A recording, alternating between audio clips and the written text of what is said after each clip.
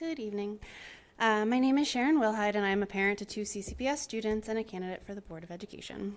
Although there are many topics I could address this evening, I'm here to speak about special education.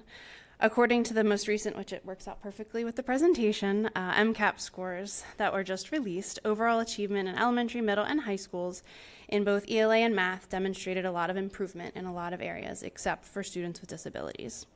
When looking at the trend for ELA for all students over the last 3 years, all students improved, going from 64.8% in 2024 to 67.5% in 2026. However, students with disabilities went from 16.4% in 24 to 14.2% in 2026. The same trend can be seen in math.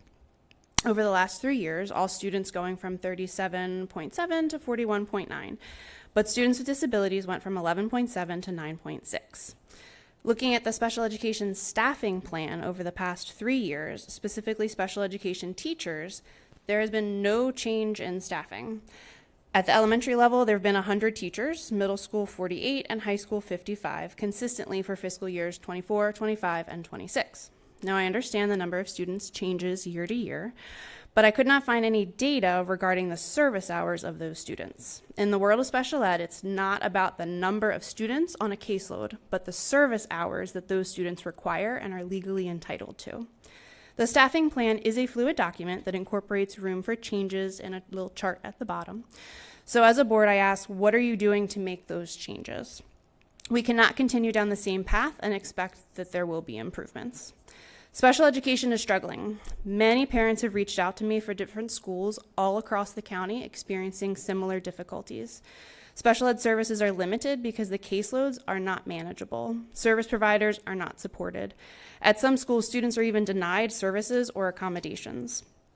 Educators and administrators are afraid to speak up for fear of retaliation. At previous board meetings, students and adults have spoken about the failure of special ed services, and the board's response was to get defensive and say how great our special ed services are. Yet, numbers don't lie. In education, we love our data. As educators, we use data to drive instruction. So if you look at the data, we are failing our special education population. We need to do something. Approximately 12.5% of CCPS students receive special education. But if students are not receiving the services that they need to succeed, it impacts everyone. If a student receiving special education is in the general ed classroom and struggling, that has an impact on the entire classroom. It's happening everywhere at every school, and we need to do better. Thank you.